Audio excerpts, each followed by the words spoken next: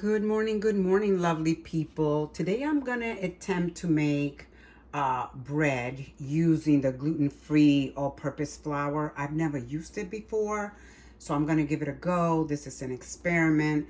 I have 2 cups of milk and 1 cup of water, 2 tablespoons of yeast, and 2.5 tablespoons of cane sugar.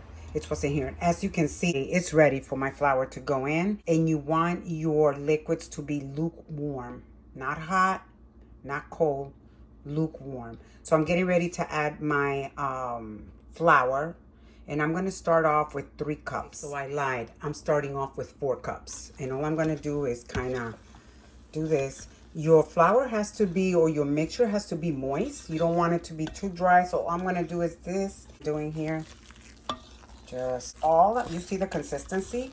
This is all I'm doing, you guys. Now, I'm going to cover her up and I'm going to wait for it to double in size. It should take about 30 minutes or so, depending on the temperature in your household. Okay, guys, as you can see, it doubled in size. It took about 30 minutes. You should see how it looks. See that?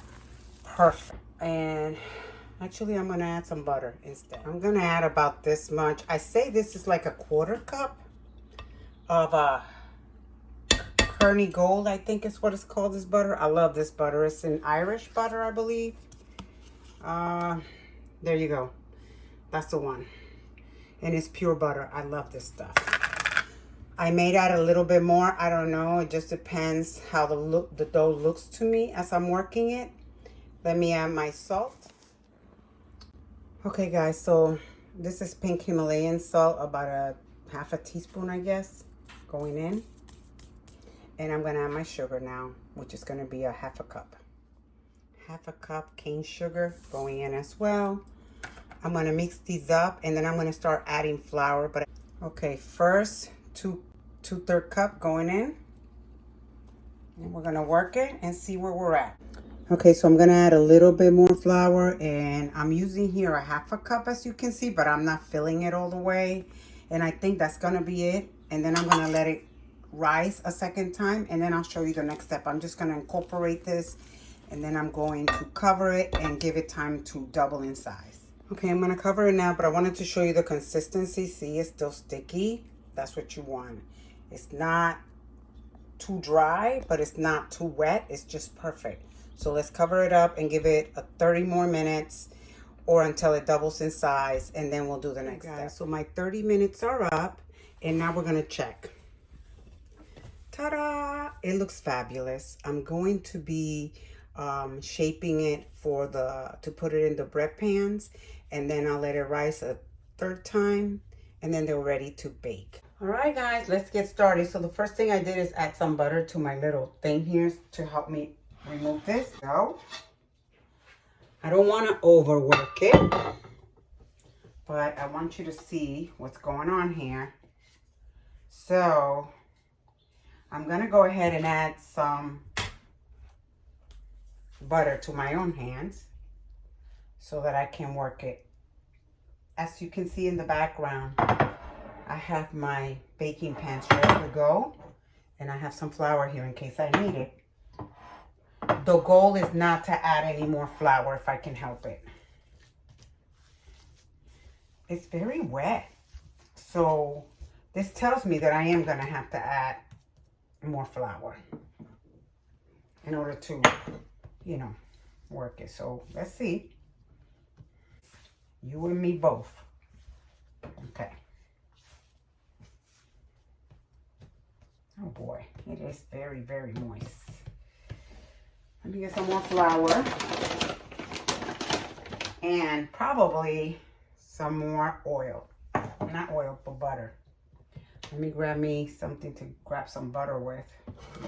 So I really do believe it needs a little bit more butter. I'm gonna add a little bit of butter, like you see me do here, and I'm gonna work it, and I'll bring you back in a minute. I'm sure you don't want to be here while I'm doing this constantly. So okay, guys, so we're back. I will say that I think I ended up adding roughly about 2 more cups of flour to get it like this, because it kind of holds the moisture a lot, this gluten-free flour. It's not like your regular flour. So I think I'm done with this one, and I'm gonna pop it over there and put a little bit of flour on here so it doesn't stick, or at least I hope it doesn't stick. Oops, hold on.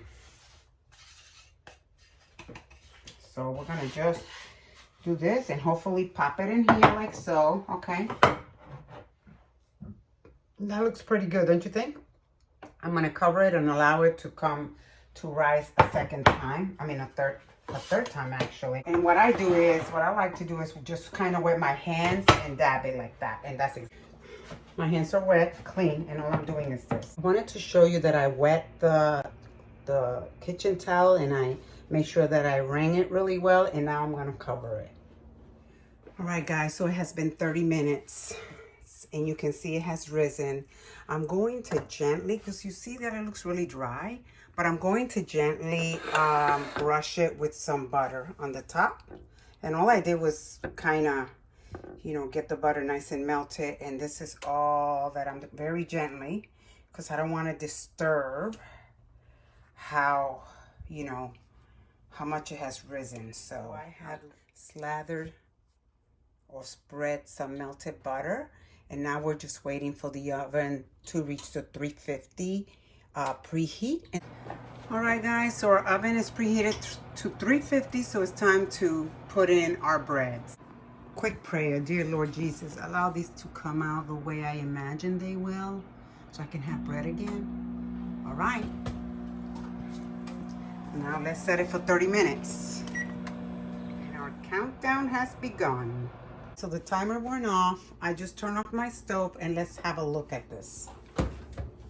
Okay, so far they look good. The only thing that I am not happy about is that they're not brown on the top. They're kind of pale looking, and I don't like that look.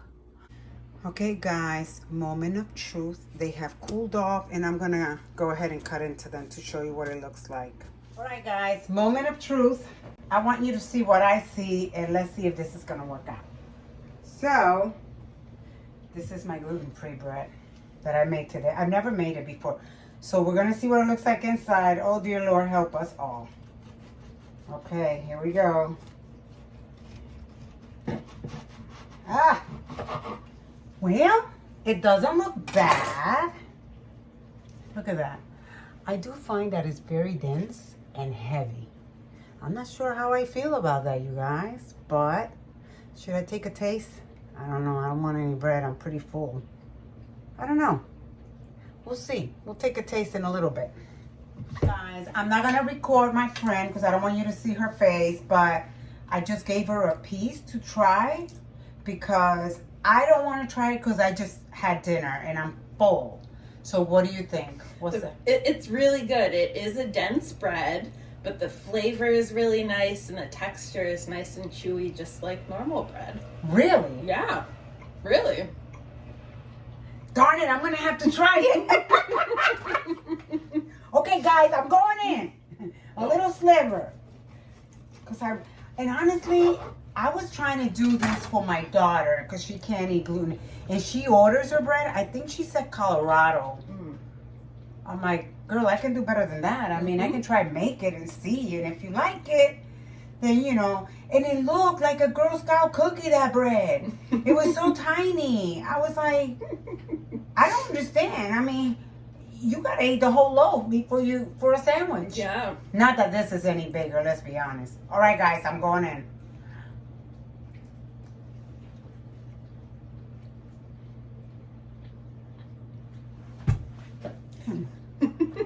You guys, I'm gonna have to show you my face. This stuff is good, man. I'm pleasantly surprised because honestly, I was holding my breath. My daughter's so picky, so I was like, I'm trying to make this for her, but man, it tastes really good. It is more dense, and obviously any kind of gluten-free bread is gonna be dense for the mere fact that you're not using real flour. We're using a mix of rice flour, cassava flour, tapioca flour, and all these freaking kind of flours. But this is really off the hook. Oh my God. I'm so excited. I may keep the other loaf for me and next year.